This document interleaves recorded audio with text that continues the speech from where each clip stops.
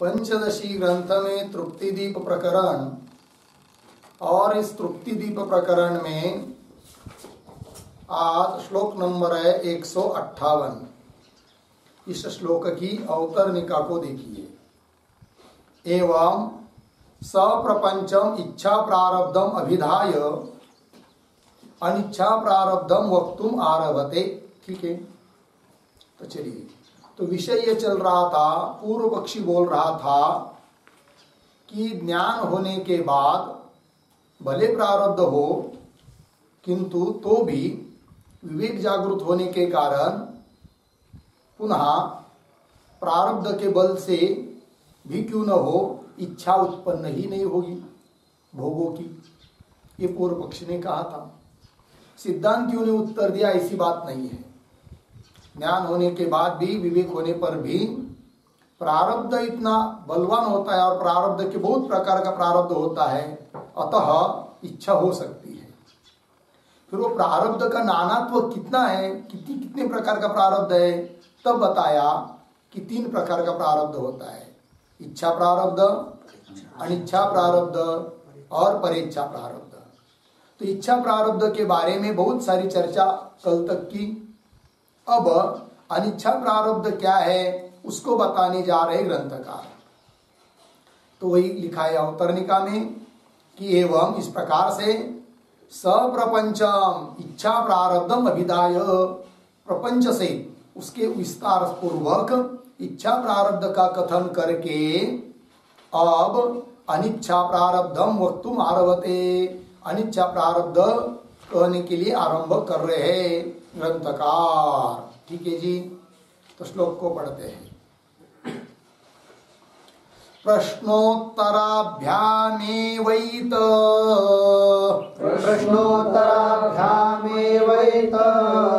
गम्यतेऽर्जुन कृष्णयोः अनिच्छापूर्वकं चास्ति प्रारब्धमिति तच्छृणु।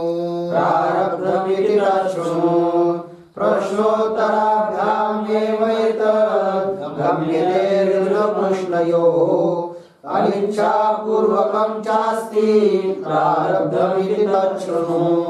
प्रश्नोत्तराभ्याम एव एतत् गम्यते अर्जुन कृष्णयोः अनिच्छापूर्वकं च अस्ति प्रारब्धम इति तत् शृणु। अन्वय च अनिच्छापूर्वकं प्रारब्धम अस्ति इति एतत् अर्जुन कृष्णयोः प्रश्नोत्तराभ्याम एव गम्यते तत् शृणु। देखो भाई, च और अनिच्छापूर्वक, तो इच्छापूर्वक प्रारब्ध बताया, इच्छा का जनक प्रारब्ध बता दिया इसके पहले। अब अनिच्छापूर्वकम, अनिच्छा प्रारब्ध जिसको बोलते हैं, ठीक है, तो इच्छा नहीं है तो भी इच्छा हो रही है, ऐसी इच्छा को उत्पन्न करने वाला प्रारब्ध, उसको अनिच्छापूर्वकम प्रारब्धम अस्ति है। तो बोलेंगे अनिच्छा पूर्वक भी कोई, अनिच्छा प्रारब्ध भी कोई होता है, इसके लिए प्रमाण क्या? तो ग्रंथकार कह रहे हैं क्या कि इति होगा नहीं इतना, प्रारब्धम अस्ति इति एतत्, यह बात अर्जुन कृष्णयोः प्रश्नोत्तराभ्याम, अर्जुन और भगवान श्री कृष्ण इन दोनों का जो प्रश्न और उत्तर हुआ गीता में, उस प्रश्नोत्तरों का चिंतन करेंगे तो उससे पता चलता है, उससे जाना जाता है कि अनिच्छा प्रारब्ध भी कोई है। ठीक है, तो अनिच्छा प्रारब्ध के लिए प्रमाण क्या? अर्जुन और भगवान श्री कृष्ण का प्रश्नोत्तर रूप संवाद, ये प्रमाण दे दिया। बोलेंगे ठीक है मान लो, अनिच्छा प्रारब्ध, उसका स्वरूप क्या है? तो कह रहे ग्रंथकार तत्सृणु, उसको सुनो। तो बता रहे हैं अभी आगे के श्लोक में। तो इसको टीका देखिए। अनिच्छा पूर्वकम, प्रश्नोत्तराभ्याम इति आया था ना, अनिच्छा पूर्वकम च प्रारब्धम अस्ति, अनिच्छा पूर्वक भी प्रारब्ध है अस्ति इति एतत्, यह बात अर्जुन कृष्णयोः प्रश्नोत्तराभ्याम एव गम्यते, अर्जुन और भगवान श्री कृष्ण इन दोनों के प्रश्न और उत्तर के द्वारा गम्यते, गम्यते का अर्थ कर दिया न्यायते इति, हो गया। गम्यते का अर्थ हुआ न्याय इति, योजना, योजना मतलब अन्वय। आगे तद अभिधानाय शिष्यम अभिमुखी करोति तत्सृणु इति, तद अभिधानाय, तद अनिच्छा प्रारब्धम, अभिधानाय कथनाय, उस अनिच्छा प्रारब्ध का कथन करना है। तो उस कथन करने के लिए पहले ग्रंथकार सुनने वाला जो शिष्य, उस शिष्य को अभिमुखी करोति, अपने तरफ उसका लक्ष्य आकर्षित कर रहे हैं कि मैं कहता हूं सुनो, तत्सृणु, उस अनिच्छा प्रारब्धों को भी सुनो, ये बात कही। हो गया। इस मंत्र श्लोक के अंतिम आया था ना तत्सृणु। आगे चलिए, तो सुनो, तो सुना रहे फिर आगे के श्लोक से। तो आगे के श्लोक क्या उतरने का? तत्र अर्जुनस्य प्रश्नं तावत् दर्शयति, तो अनिच्छा प्रारब्ध बताना है। तो अनिच्छा प्रारब्ध का स्वरूप बताने के पहले जिस प्रमाण से अनिच्छा प्रारब्ध की कल्पना की जा रही है, उस प्रमाण रूप जो अर्जुन और भगवान कृष्ण का प्रश्नोत्तर, उसको थोड़े में बता रहे। तत्र मतलब उस अनिच्छा प्रारब्ध विषयक अर्जुनस्य प्रश्नं तावत् दर्शे, तावत् आदौ, पहले अर्जुन का प्रश्न क्या है कि जिसका उत्तर भगवान ने दिया। अब उस प्रश्नोत्तर से पता चला क्या कि अनिच्छा प्रारब्ध भी कोई है। तो उस प्रश्नों को बता रहे अर्जुन का प्रश्न। अथ केन प्रयुक्तोऽयं पापं चरति पूरुषः अनिच्छन्नपि वार्ष्णेय बलादिव नियोजितः। अथ केन प्रयुक्तोऽयं पापं चरति पुरुषः अनिच्छन्नपि वार्ष्णेय बलादिव नियोजितः। अथ केन प्रयुक्तः अयं पापं चरति पुरुषः अनिच्छन् अपि वार्ष्णेय बलात् इव नियोजितः। ठीक, अन्वय। अथ वार्ष्णेय, हे वार्ष्णेय, अयं पुरुषः केन प्रयुक्तः, केन प्रयुक्तः, नीचे अनिच्छन् अपि बलात् नियोजित इव, बलात् नियोजितः इव पापं चरति। ठीक है, अर्थ को देखिए। अथ, तो अर्जुन प्रश्न पूछ रहा है, वार्ष्णेय भगवान के लिए संबोधन है। अर्जुन बोल रहा है भगवान को वार्ष्णेय। क्यों बोल रहा है वार्ष्णेय? तो ये कृष्णकुल है, कृष्णकुल के संबंधी है भगवान, इसलिए क्या बोलते हैं वार्ष्णेय। तो हे भगवान, हे श्री कृष्ण, क्या जी? तो कह रहे अयम पुरुष, यह पुरुष, कोई भी पुरुष, क्या केन प्रयुक्त, किसके द्वारा प्रेरित हुआ सा, अनिच्छन अपि, न चाहता हुआ भी, जैसे कि किसी ने प्रेरित कर दिया उसको, इच्छा नहीं कर रहा है तो भी, बलात् नियोजित इव, जबरदस्ती नियुक्त किए हुए पुरुष की तरह, पापम चरति, पाप कर्म का आचरण करता है। कौन उसको प्रेरित कर रहा है? लेकिन न चाहते हुए भी उसको कौन ढकेल रहा है पाप करने के लिए? तो जो भी कोई होगा उसके कारण पाप हो रहा है, इसका मतलब इच्छा नहीं है।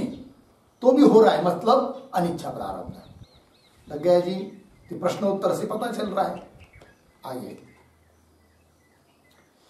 टीका, अथ केन इति, हे वार्ष्णेय, वार्ष्णेय प्रतीक है, उसका अर्थ कर रहे हैं वृष्णि संबंधी।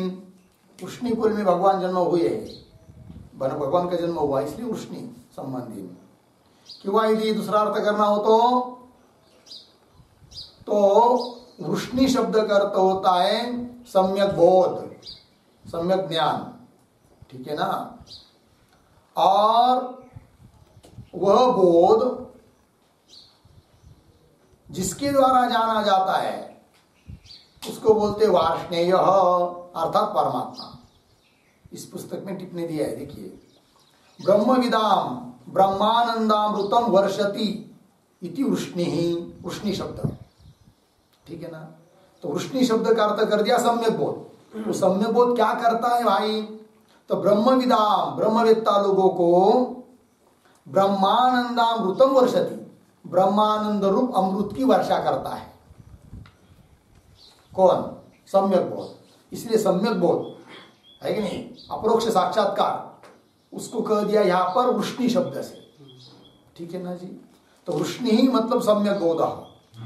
तेन अवगम्यते, उस बोध से, मतलब वृष्णि से, अर्थात सम्यक बोध से जो जाना जाता है, ऐसा कौन है? परमात्मा। इसलिए परमात्मा को बोलते क्या? वार्ष्णेय। तेन अवगम्यते इति वार्ष्णेय। तो वार्ष्णेय कौन हुआ?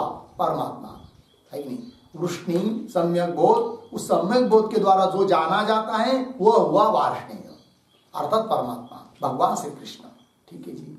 उसका संबोधन में प्रयोग किया हे वार्ष्णेय, ठीक। चलिए टीका, हे वार्ष्णेय वृष्णि संबंधी, अयम पुरुष केन प्रयुक्त, प्रयुक्त इसका अर्थ कर रहे प्रेरित, प्रयुक्त प्रतीक है, उसका अर्थ क्या? प्रेरित। तो यह पुरुष किसके द्वारा प्रेरित हुआ? प्रेरित पूर्ण विराम, आगे अनिच्छन प्रतीक है, इसका अर्थ कर रहे हैं इच्छाम अकुर्वन अपि, इच्छा न करता हुआ भी, नहीं चाहता हुआ भी, राज्ञा बलात् नियोजित इव, जैसे कि राजा ने किसी व्यक्ति को किसी काम में जबरदस्ती नियुक्त किया हो तो उसकी इच्छा न होने पर भी उसको करना पड़ता है, नौकर को, उसकी तरह राजा बलात् नियोजित इव पापम चरति, चरति का अर्थ कर रहे आचरति, आचरण करता है। जैसे उदाहरण, बहुत लोग आते हैं कि महाराज जी हमारी शराब छुड़ाओ। अरे छुड़ाओ क्या, मत पियो ना, काम हो गया।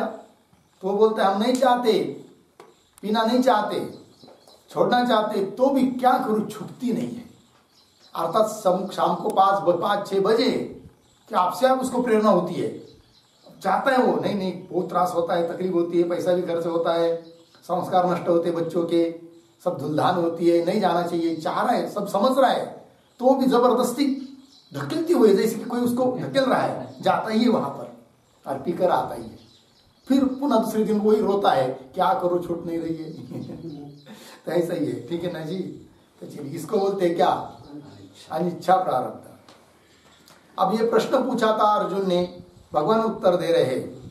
श्री कृष्ण से उत्तर नाह, श्री कृष्ण ने जो उत्तर दिया उस उत्तर को सुनिए।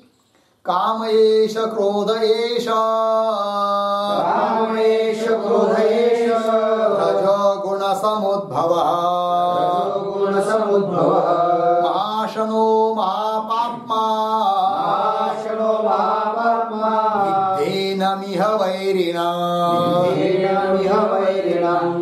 काम एष क्रोध एष, रजो गुण समुद्भवः, महाशनो महापाप्मा, विद्धेनमिह वैरिणम्। कामः एषः, क्रोधः एषः, रजो गुण समुद्भवः, महाशनः महापाप्मा, विद्धि एनम् इह वैरिणम्।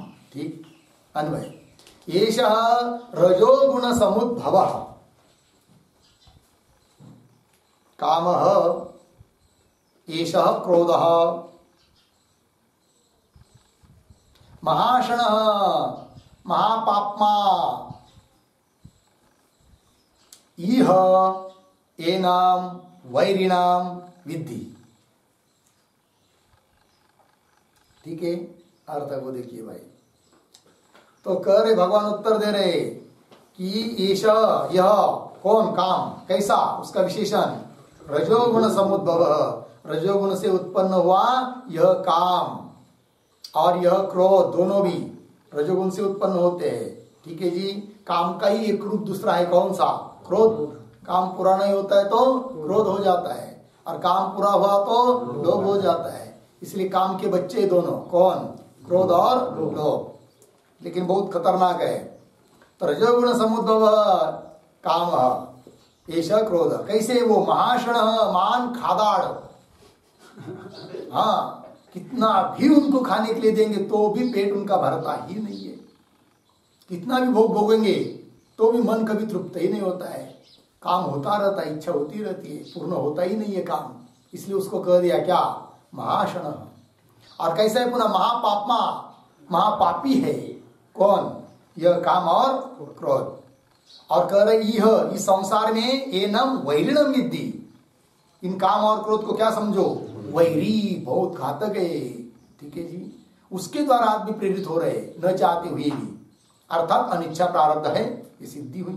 टीका काम है थी एष प्रतीक है, उसका अर्थ कर रहे हैं पुरुष प्रवर्तक, पुरुष को प्रवृत्त कराने वाला। रजोगुण समुद्भव प्रतीक है, उसका अर्थ कर रहे हैं उत्पत्ति। हाँ, रजोगुण समुद्भव, समुद्भव का अर्थ उत्पत्ति। उत्पत्ति ही यस्य रजोगुणात्, अच्छा ऐसा है ना, रजोगुणात् समुद्भव उत्पत्ति यस्य, विग्रह कर दिया मूल के पंक्ति पद का। रजोगुण समुद्भव ये मूल पद है, उसका विग्रह कर दिया रजोगुणात्, रजोगुण से समुद्भव अर्थात उत्पत्ति है जिसकी, सह रजोगुण समुद्भव, ये प्रतीक है। वो पीछे वाला विग्रह हुआ, तो वो ये काम का विशेषण है। तो रजोगुण समुद्भव कौन? काम। अर्धविराम। फिर येष क्रोध बताना है। अब येष मतलब जो प्रसिद्ध है, बताने की जरूरत नहीं है, सब लोगों को पता है क्रोध कैसा होता है करके। ठीक, येष प्रसिद्ध अयम काम, प्रसिद्ध यह काम और प्रसिद्ध यह क्रोध। ऐसा प्रसिद्ध अयम काम कदाचित क्रोध रूपेण अपि परिणमते, यही काम कभी कभी क्रोध रूप से परिणत हो जाता है, काम क्रोध का रूप धारण कर लेता है। ठीक है कि नहीं? काम पूरा नहीं होता। समझ लीजिए छोटा बच्चा भी क्यों ना हो, वो चाहता है खेलने के लिए बाहर जाए, लेकिन मां मना कर रही है तो बहुत गुस्सा करता है कि नहीं? कोई भी हो, कोई भी व्यक्ति, कोई भी इच्छा, काम पूरा नहीं होता है तो क्या होता है? फिर क्रोध। ठीक है ना? चलिए,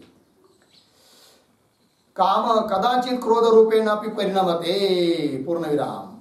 ततः क्रोध है ही नहीं, तो उससे क्या होता है? काम से उत्पन्न होता है कौन? क्रोध। पुढे आगे, सह पुनः कीदृश, सह काम पुनः कीदृश, वह काम किस प्रकार का है? तो उसका और कोई विशेषण है क्या? तो बता रहे महाशण प्रतीक है, उसका अर्थ कर रहे महत् अशनम विषय जातम यस्य सह महाशन, महत् भयंकर खूब है कि नहीं? अशन, अशन अर्थात खाना, आहार, बहुत है आहार जिसका। कौन आहार है? काम का। विषय जाता, विषय का समूह, बहुत विषय है कि नहीं? विषय यही आहार है, किसका? काम का। आदमी काम करता है, काम ना करता मतलब इच्छा करता है, किसी न किसी विषय की तो करता है ना। रस, शब्द, स्पर्श, रूप, रस, गंध, विषय की इच्छा करता है, और वो विषय मिल भी जाए तो पूरा होता है कि वो काम नहीं। पुनः आज गुलाब जामुन खा भी लिया तो कल पुनः इच्छा नहीं होगी, ऐसी बात है क्या? नहीं है। कितना रोज भी खाएंगे तो भी इच्छा होती ही जाएगी। ठीक है ना? भले 2-4 दिन ना हो, पुनः होगी, ये बात है। तो महत् अशनम विषय जातम, महान है अशन आहार, विषय का, विषय रूप आहार जिसका, यस्य सह महाशनः। पुनः कैसा? महापापमा प्रतीक, उसका अर्थ कर रहे महत पापस्य हेतुत्वात् उपचारात् महापापमत्वम अस्य। यद्यपि यह जो काम क्रोध है ये महान पाप के लिए कारण है, ये स्वयं पाप थोड़ी है, पाप के लिए कारण है। तो भी पाप के लिए कारण होने से इसको बोल दिया क्या, ये पाप है करके। ठीक है, पाप के लिए कारण होने से, उपचार से। ठीक है ना, कार्य का व्यवहार बहुत बार कारण में भी किया जाता है। तो महत पाप से हेतुत्वात्, महान पाप के लिए कारण होने से उपचार गौण रूप से कह दिया महापापमत्वम अस्य, अस्य कामस्य क्रोधस्य महापापमत्वम। आगे महापापी है अतः, इसलिए अतः इह प्रतीक, उसका अर्थ कर दिया संसारे, इस संसार में। एनाम प्रतीक, एनम का अर्थ कर रहे हैं काम क्रोध रूपेणम, काम और क्रोध रूप इनको वैरिणम विद्धि। क्या समझो, इनको वैरी है कि नहीं, महाभयंकर शत्रु है। ठीक है, आगे अयम अभिप्राय, क्या अभिप्राय है, तात्पर्य क्या है, आशय क्या है, गुण अभिप्राय, उसको बता रहे हैं। प्रारब्धवशात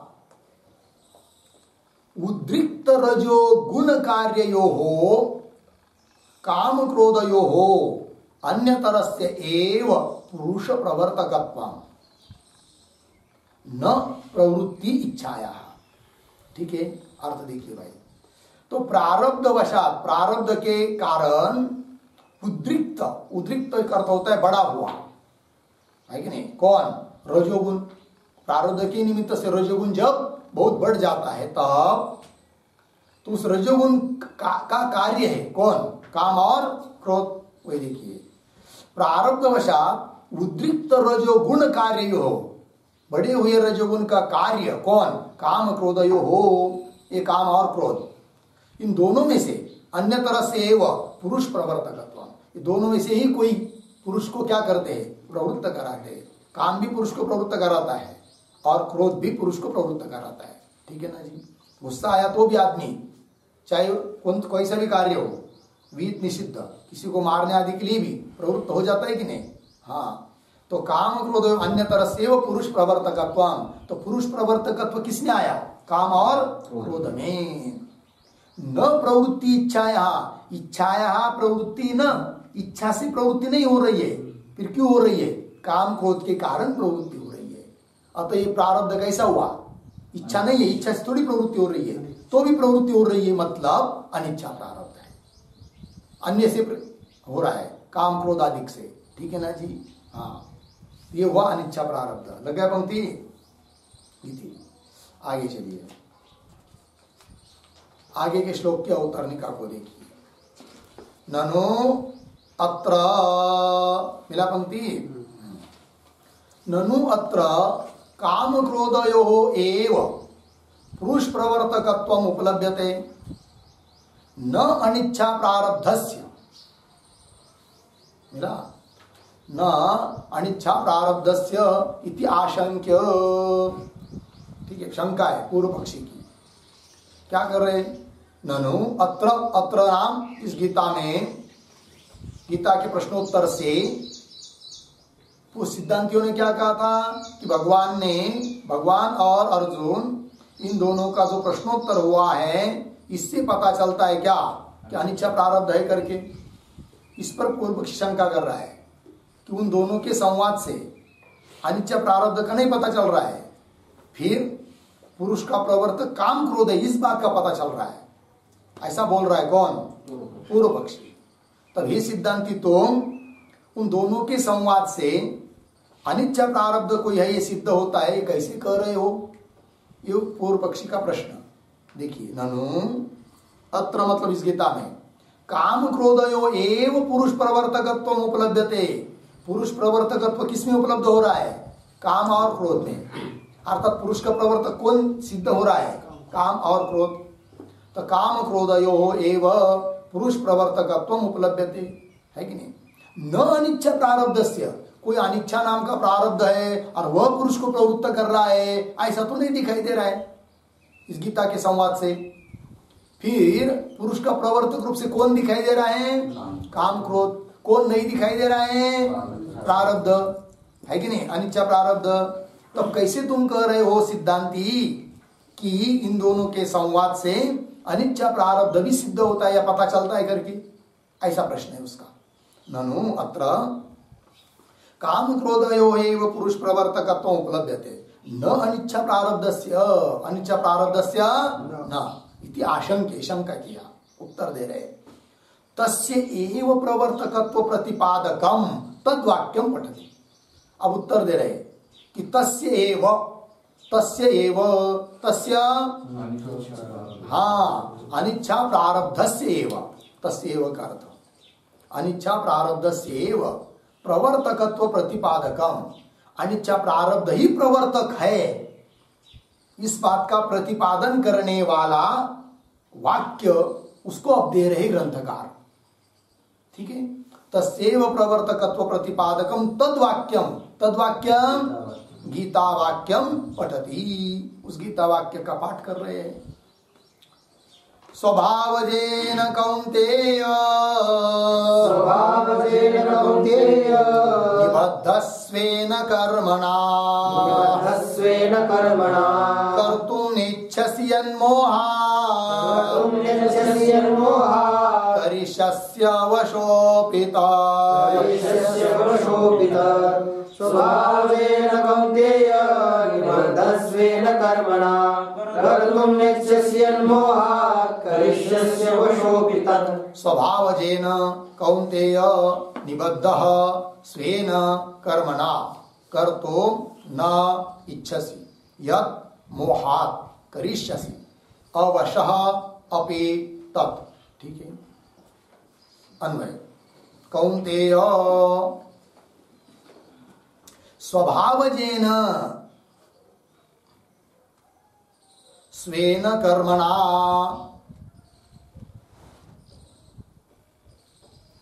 ठीक स्वेन कर्मणा हो गया ना इतना। आगे निबद्ध नीचे यत् कर्तुम नेच्छसि अंतिम का शब्द है तत् उसके पीछे अपि मोहात् अवशः करिष्यसि।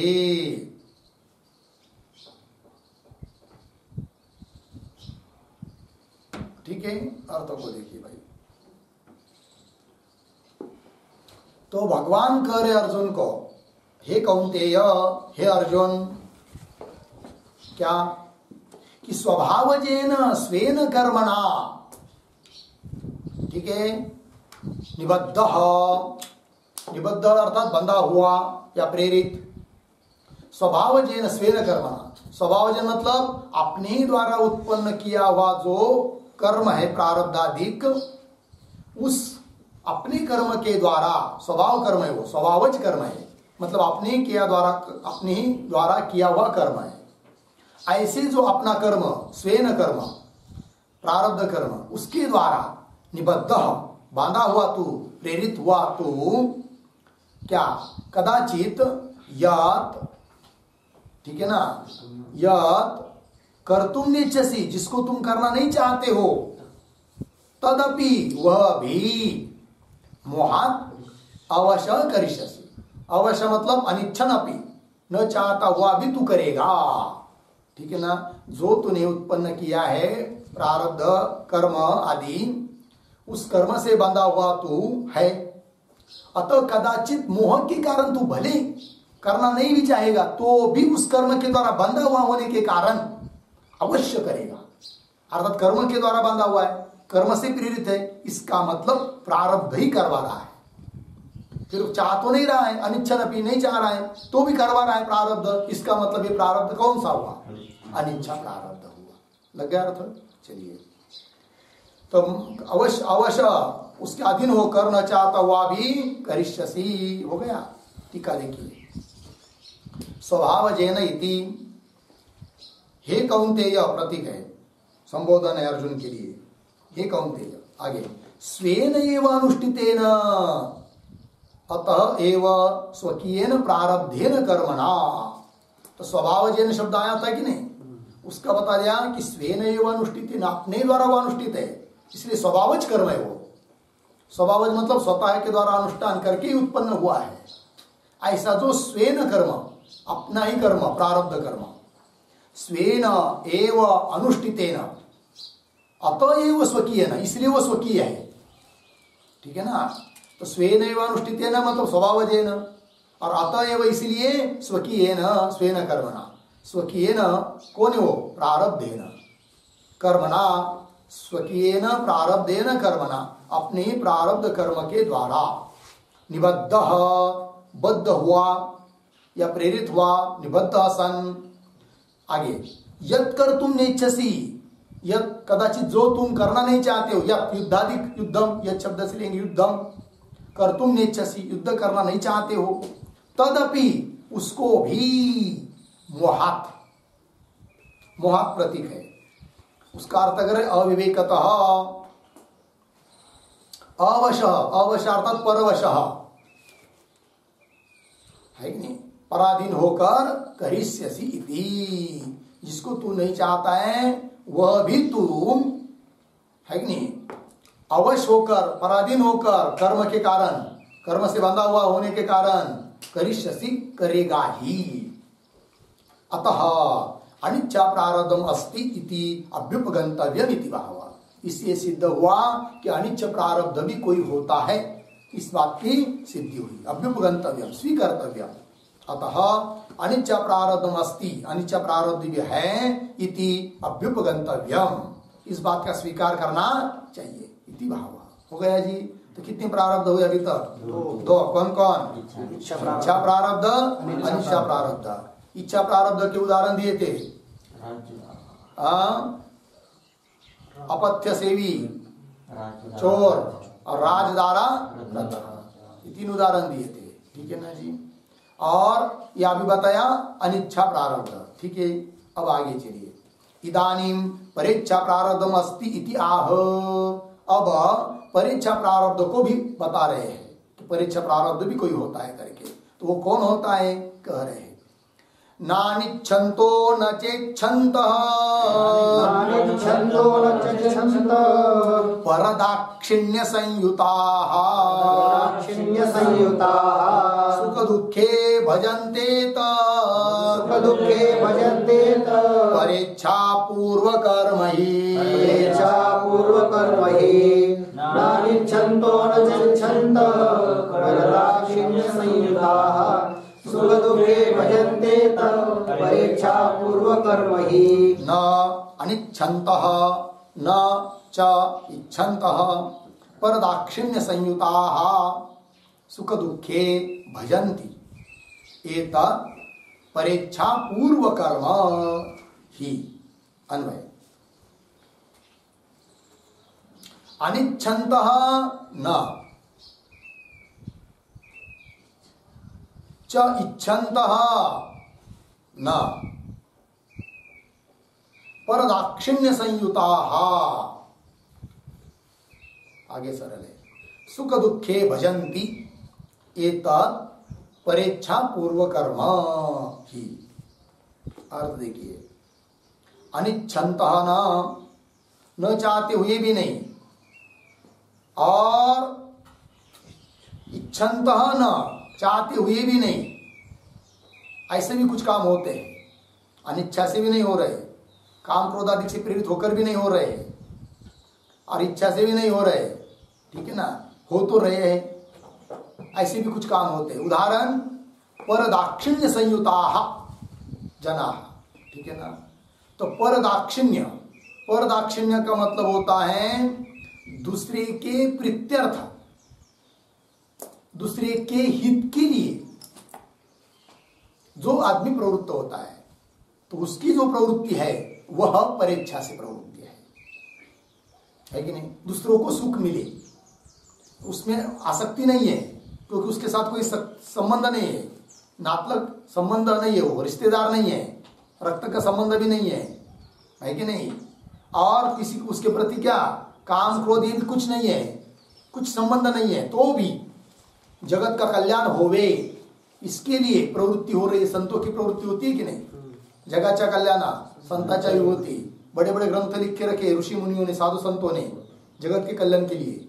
कोई जरूरत थोड़ी थी, तो भी किए, और ये सब करते समय उनको क्लेश नहीं हुए क्या, बहुत दुख हुआ है कि नहीं। वो सब क्या है, परीक्षा प्रारब्ध है, इसको परीक्षा प्रारब्ध बोलते हैं, ठीक है जी।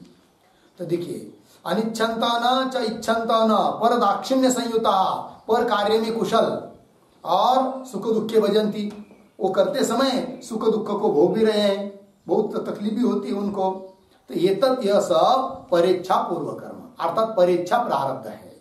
ठीक है, देखिए, नानिच्छन्त इति अनिच्छन्ता भी न भजंती, अनिच्छा से भी नहीं कर रहे हैं, ठीक है जी, मतलब काम क्रोध से प्रेरित होकर कर रहे, ये भी बात नहीं है। इच्छन्ता भी न, राजदारा में रथ पुरुष की तरह इच्छा से कर रहे, ये भी बात नहीं है। इच्छन्ता भी न भजंती किंतु पर दाक्षिण्य संयुता, परोपकार बुद्धि से युक्त जो पुरुष, पर दाक्षिण्य संयुता का मतलब होता है परोपकार बुद्धि से युक्त जो पुरुष है, और जो जगत के प्रति परोपकार कर रहा है, उस समय उसको जो सुख दुख आदि हो रहे हैं और वो परोपकार करने के लिए प्रवृत्त हो रहा है, वह कैसे? परीक्षा प्रारब्ध से। तो वही लिख रहे, किंतु परदाक्षिण्य संयुता संतः, मतलब परदाक्षिण्य संयुक्त होते हुए तत्प्रीत्यर्थम, तत्प्रीत्यर्थम, तत्प्रीत्यर्थम का अर्थ पर पुरुष प्रीत्यर्थम, अन्य लोगों को प्रसन्न करने के लिए, उनका कल्याण करने के लिए, है कि नहीं? तत्प्रीत्यर्थम एव सुख दुखे अनुभवंती, सुख दुख का अनुभव कर रहा है, ठीक है कि नहीं? अतः, है कि नहीं, सामुदायिक पान पुई लगा दी, अन्नदान लगा दिया, अन्न क्षेत्र लगा दिया, ठीक है ना, सामूहिक कुआं खोद दिया जगत के कल्याण के लिए, तो करते समय क्या दुख नहीं होगा? क्या है? और वो कैसा हो रहा है? फिर परीक्षा प्रारब्ध से। अतः एतत् प्रतीक है, एतत् का मतलब सुख दुख, सुखादि भोग हेतु भूतम, जिसके कारण सुख दुख हो रहे वे सब परीक्षा पूर्वकम प्रारब्धम। कैसा प्रारब्ध है? परीक्षा पूर्वकम प्रारब्धम, परीक्षा पूर्वक प्रारब्ध है, मतलब परीक्षा प्रारब्ध है, ठीक है कि नहीं? सुख दुख इसको हो रहे हैं, है कि नहीं? वो चाहेगा तो छोड़ भी देगा, चलो जाने दो भाई, इतना हम कर रहे जगत के लिए, जगत के हित करने के लिए कर रहे हैं, इतना झंझट कर रहे हैं, तो भी लोगों को, हमको कीमत, लोगों को हमारी कीमत नहीं है, छोड़ भी सकता है, तो भी छोड़ नहीं रहा है कि नहीं? कोई नेता भी हो सकता है इस प्रकार का परोपकार में, जैसे राजू भाई दीक्षित हुए थे, है कि नहीं? केवल पूरा जीवन परोपकार के लिए समर्पित किया, ठीक। चलिए, परीक्षा पूर्वकम प्रारब्धम प्रसिद्धम इत्यर्थ, ये तो प्रसिद्ध है जगत में, हो गया। फिर आगे चलते हैं, अतएव दोष दर्शने सत्यपि, ठीक है ना? अतएव यहां से कौन सी बात बताई जा रही है? पीछे श्लोक नंबर 151 में पूर्व पक्षी ने प्रश्न पूछा था, याद है क्या? विवेके जागृति सती दोष दर्शने, दोष दर्शने विवेके जागृति सती कथम आरब्ध कर्मापि भोगेच्छाम कथम जनयिष्यति, ये प्रश्न पूछा था। दोष दर्शन रूप विवेक जागृत होने पर प्रारब्ध कर्म भी भोग की इच्छा कैसा उत्पन्न करेगा? ये प्रश्न था पूर्व पक्षी का, उसका उपसंहार कर रहे यहाँ पर, उत्तर पूरा हो जाता है उसका। अतएव दोष दर्शने सत्यपि, मतलब विषयों में दोष दर्शन करना रूप विवेक विद्यमान होने पर भी, लगा? दोष दर्शने सत्यपि प्रारब्ध से अपरिहार्यत्वात्, किंतु प्रारब्ध एक ऐसा जबरदस्त है कि अपरिहार्य है, उसको टाल नहीं सकते। कहा था कल, अवश्यम भावी भावाणाम प्रतिकारो भवेद यदि तदा दुःखैर्न लिप्पेरन नदराम युधिष्ठिरा, कहा था कि नहीं? चलिए, तो प्रारब्ध से अपरिहार्यत्वात्, अपरिहार्यत्वात् मतलब अनिवार्यत्वात्, उसका निवारण नहीं कर सकते। अपरिहार्यत्वात् तस्य इच्छाजनकत्वम, तस्य तस्य प्रारब्धस्य इच्छाजनकत्वम न निवारयितुं शक्नोति, वो प्रारब्ध इच्छा को उत्पन्न करेगा ही, कोई इच्छा को उत्पन्न नहीं करेगा प्रारब्ध, ऐसा निवारण कर नहीं सकते दोष दर्शन होने पर भी। 151 नंबर के श्लोक में जो प्रश्न पूछा था उसका उत्तर है ये सब। तो अपरिहार्यत्वात् तस्य इच्छा, तस्य प्रारब्ध से इच्छा जनकत्वम, वो इच्छा का जनक है, इस बात का निवारण नहीं कर सकते। न निवारयितुं शक्नोति इति भाव। लग गया भाई? चलिए आगे। अब आगे के श्लोक की अवतरणिका को देखिए। ननु तत्वविदः अपि इच्छांगीकारे किमिच्छन् इति श्रुति विरोधः इति शंकते। अब देखिए पूर्व पक्षी शंका कर रहा है। पूर्व पक्षी बोल रहा है कि तत्वविद अपनी इच्छांगीकारे, तत्ववेत्ता जो पुरुष ज्ञानी पुरुष है उसको भी यदि प्रारब्ध के बल से इच्छा होती है, ऐसा यदि स्वीकार करते हो तो श्रुति के साथ विरोध। कौन सी श्रुति? किमिच्छन् कस्य कामाय, पहले श्लोक में आई हुई श्रुति तृप्ति प्रकरण जिसका व्याख्यान है, ठीक है ना। तो किमिच्छन् कस्य काम है, किसकी इच्छा करता हुआ, और किसके लिए इच्छा करता हुआ, शरीर के पीछे अनुताप कर लेगा अर्थात किसी की इच्छा नहीं करेगा, ये श्रुति का अर्थ है। किसी चीज की इच्छा नहीं करेगा श्रुति का अर्थ है। और आप तो बता रहे हैं कि ज्ञानी को भी क्या प्रारब्ध के बल से इच्छा होती है, तो ज्ञानी को भी इच्छा हो रही है, और उधर कर रहे श्रुति कि किमिच्छन्, किसकी इच्छा करेगा अर्थात इच्छा नहीं करेगा, तो क्या हुआ? विरोध हो रहा है श्रुति के साथ। कौन बोल रहा है? पूर्व पक्षी। ननु तत्वविदपि इच्छांगीकारे किमिच्छन् इति श्रुति विरोधः इति शंकते, ऐसी शंका कर रहा है पूर्व पक्षी। कथम तर्हि किमिच्छन्नि, कथम तर्हि किमिच्छन्नि एवमिच्छा निषिध्यते, एवमिच्छा निषिध्यते, निच्छा निषेधः किन्त्वी, निच्छा निषेधः किन्त्वी, छाबाधो भर्जित बीजवत्, छाबाधो भर्जित बीजवत्। कथम तर्हि किमिच्छन्नि एवमिच्छा निषिध्यते, निच्छा निषेधः किन्त्वी, छाबाधो भर्जित बीजवत्। तर्हि किम इच्छन् इति एवं इच्छा निषिध्यते, न इच्छा निषेधः किंतु इच्छा बाधः भर्जित बीजवत्। अन्वय देखिए, तर्हि किम इच्छन् इति एवं इच्छा, पीछे कथम निषिध्यते, नीचे इच्छा निषेधः न किंतु इच्छा बाधः भर्जित बीजवत्। ठीक है, अर्थ को देखिए। पूर्वार्ध में पूर्व पक्षी शंका कर रहा है, तर्री मतलब, तर्री मतलब तर्री का अर्थ क्या है? ज्ञान होने के बाद भी अगर उसको इच्छा हो रही है तब। हाँ वही, तत्वविद अपि इच्छा अंगीकारे, यह अर्थ है तर्री का। तत्वविद को भी, ज्ञानी को भी, ज्ञान होने पर भी यदि इच्छा होती है तो तर्री लगा। तत्वविद अपि इच्छा अंगीकारे। फिर आगे किमिच्छन्, ये श्रुति है, तो किमिच्छन् इति एवं, इति एवं मतलब उस श्रुति पद में श्रुति ने इच्छा कथम निषिध्यते, फिर श्रुति इच्छा का निषेध क्यों कर रही है? यदि ज्ञानी को भी इच्छा होती है तो श्रुति इच्छा का निषेध, ज्ञानी को नहीं होता है इच्छा, ज्ञानी को इच्छा नहीं होती है अर्थात ज्ञानी में इच्छा का निषेध कर रही है कौन? श्रुति। ये कैसे फिर? शंका समझ में आई? तब देखिए उत्तर दे रहे नीचे सिद्धांती बोल रहे, अरे भाई किमिच्छन् इस पंक्ति के द्वारा इच्छा निषेध न, इच्छा का निषेध नहीं कर रही श्रुति कि ज्ञानी को इच्छा ही नहीं होती उत्पन्न, ऐसा नहीं कर रही श्रुति, इच्छा का निषेध नहीं है। फिर किंतु इच्छा बाधः, इच्छा का बात कहती है कौन? श्रुति। मतलब फिर किमिच्छन् श्रुति का क्या अर्थ? इच्छा ही नहीं होती है ऐसा अर्थ नहीं है। प्रारब्ध के बल से ज्ञानी को भी इच्छा होती है किंतु वह इच्छा कुछ काम की नहीं है, अनर्थ को देने वाली नहीं है, अर्थात इच्छा का बाद बता रही है कौन? श्रुति। ये तात्पर्य है। किंतु इच्छा बाधः, इच्छा का बात कर रही है, मतलब इच्छा का बात कैसे? उदाहरण दिया, दृष्टांत, भर्जित बीजवत्, भूंजे हुए बीज की तरह। खेत में जो लोग बीज बोते हैं वो भांज कर बोते या बिगर भांजा हुआ बोते हैं? बिगर भाजा हुआ।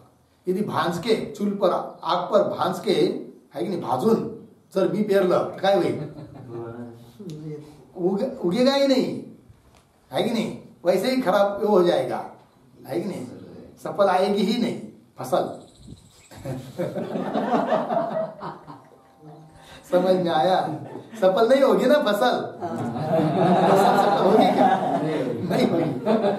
मतलब फसल फल नहीं देगी क्योंकि उगेगी ही नहीं, ये अर्थ है। चलिए, भर्जित बीजवत् टीका को देखिए। कथम तर्हीति किम इच्छन, ये प्रतीक है। किम इच्छन, हाँ, इति अनेन वाक्येन, इस वाक्य के द्वारा कथम इच्छा भाव वर्णित इत्यर्थ है। पूर्व पक्षी की शंका, इच्छा का अभाव कैसा वर्णन किया फिर श्रुति ने, ये पूर्व पक्षी कह रहा है। उत्तर दे रहे, न अनेन इच्छा भाव अभिधीयते। सिद्धांति बोल रहे, अनेन इच्छा भाव न अभिधीयते। अनेन अनेन अनेन किम इच्छन इति वाक्येन, ठीक है ना। किम इच्छन, इस वाक्य के द्वारा इच्छा भाव न विधीयते, इच्छा का भाव नहीं कर रही श्रुति, इच्छा ही नहीं होती उसको, ऐसा नहीं कर रही है। किंतु सत्याः अपि तस्याः समर्थ प्रवृत्ति जनकत्वं नास्ति इति बोध्यते, उस श्रुति के द्वारा, ठीक है। सत्यापि तस्या मतलब इच्छा होने पर भी वह इच्छा, उस इच्छा में समर्थ प्रवृत्ति जनकत्व नहीं है। मतलब वह इच्छा कोई अनर्थों को उत्पन्न करने वाली नहीं है कि नहीं? फल देने वाली प्रवृत्ति को उत्पन्न करने वाली नहीं है। कौन? वो इच्छा, ऐसा कह रहे हैं। सत्यापि तस्या समर्थ प्रवृत्ति जनकत्व नास्ति, समर्थ प्रवृत्ति जनकत्व उस इच्छा में नहीं है। इति बोध्यते, ये जाना जाता है कि इच्छन इत्यादि वाक्य से। इसी बात को मन में रखकर परिहरति, परिहार दे रहे, उत्तर दे रहे निच्छा इत्यादि पंक्ति से श्लोक में। टीका को देखिए। स्वरूपेण सत्यापि तस्याः, तस्याः इच्छायाः, स्वरूपतः वह इच्छा होने पर भी सत्यापि तस्याः सामर्थ्य राहित्य दृष्टान्तमः, किंतु उस इच्छा में सामर्थ्य नहीं है। जन्म मरणादि अनिष्ट देने का सामर्थ्य उस इच्छा में नहीं है। पाप पुण्य का निर्माण करने का सामर्थ्य उस इच्छा में नहीं है, ये कह रहे। और सामर्थ्य रहित कुछ चीज होती है, इसके लिए दृष्टांत दिया भर्जित बीजवत्। लग गया पंक्ति? आगे के श्लोक के उत्तर लिखा। संक्षेपेण, थोड़े शब्दों में कहा हुआ जो अर्थ है उसको अब विस्तार पूर्वक कह रहे हैं। तो श्लोक का दृष्टांत का विस्तार कर रहे हैं। भर्जितानि तु बीजानि, भर्जितानि तु बीजानि, संध्य कार्यकराणि च, संध्य कार्यकराणि च, विद्वदिच्छा तथेष्टव्या, विद्वदिच्छा तथेष्टव्या, सत्वबोधान्न कार्यकृत्, सत्वबोधान्न कार्यकृत्। भर्जितानि तु बीजानि, संध्य कार्यकराणि च,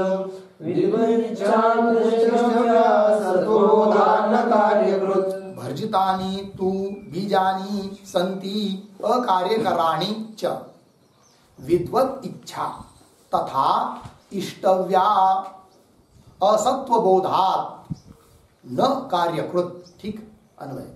भर्जितानि तु बीजानि अकार्यकराणि च सन्ति तथा विद्वत् इच्छा इष्टव्या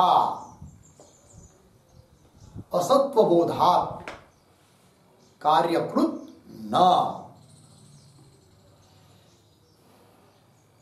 ठीक है ना जी? अर्थ को देखिए। भर्जितानि तु बीजानि अकार्यकराणि च सन्ति, भांजे हुए बीज, आग पर चूल्हे पर भुजे हुए जो बीज है, भर्जित बीज जिसको कहते हैं, वो अकार्यकराणि, उसको अंकुर नहीं होता है, अंकुर नहीं आ सकता है। ठीक है ना? अकार्यकराणि सन्ति, ये दृष्टांत हुआ। तथा विद्वत् इच्छा इष्टव्या, उसी प्रकार विद्वत् इच्छा को भी समझना चाहिए। क्यों? असत्वबोधात्, उस इच्छा का विषय भूत जितने भी काम्य पदार्थ है उन सबके बारे में उस विद्वान को बोध हुआ है। कैसा? असत्व बोध। असत्व बोध मतलब मिथ्यात्व निश्चय, कि जितनी भी इच्छा के विषय पदार्थ है, भौतिक पदार्थ विषय, वो सब मिथ्या है, अनिर्वचनीय है। और प्रारब्ध के बल से भली इच्छा हो रही है तो भी मिथ्यात्व निश्चय होने के कारण वो जो उत्पन्न हुई इच्छा है वह कुछ कार्य नहीं करती है। ठीक है जी, ये बात बता रहे हैं। असत्व बोधात कार्यकृत न हुआ। टीका को देखिए, भर्जितानि यथा भर्जितानि बीजानि, भुंजे हुए बीज स्वयं स्वरूपेण विद्यमानानि अपि, स्वतः स्वरूपतः विद्यमान होने पर भी बीज तो है कि नहीं, तो भी न अंकुरादि कार्यकराणि भवन्ति, अंकुरादि कार्यकराणि न भवन्ति, अंकुरादि कार्य को वो कर नहीं सकते हैं। कौन? भर्जित बीज, नुस्ते बीज नहीं, भर्जित बीजानि।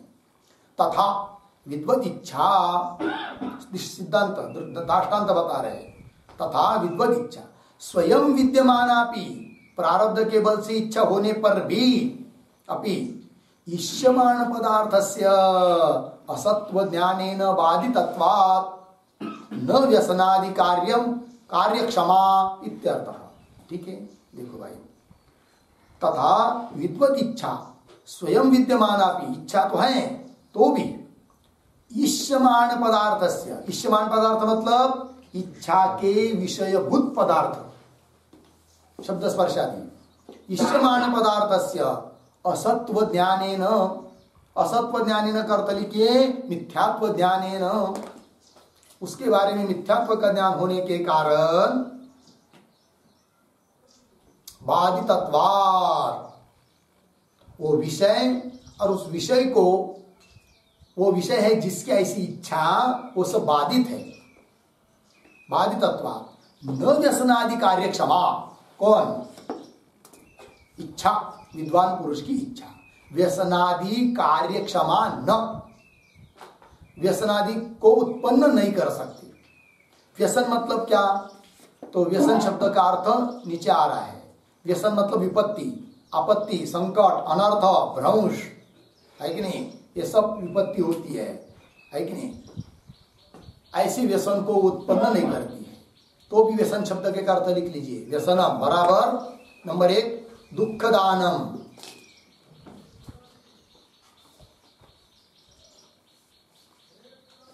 नंबर 2 लांपट्यम, लांपट्यम व्यसन का अर्थ हुआ दुखदान किंवा लांपट्य, मतलब वो विद्वान की इच्छा उस विद्वान को विषयों में लंपट नहीं बना सकती और दुख नहीं दे सकती। ठीक है ना, क्योंकि वो कैसी है? भर्जित बीज की तरह है, बाधित है, इसलिए। ठीक है जी, तो बस करें क्या? बस आगे का विषय हम लोग कल करेंगे। ओम पूर्णमदः पूर्णमिदं पूर्णात् पूर्णमुदच्यते पूर्णस्य पूर्णमादाय पूर्णमेवावशिष्यते। ओम शांति शांति शांति।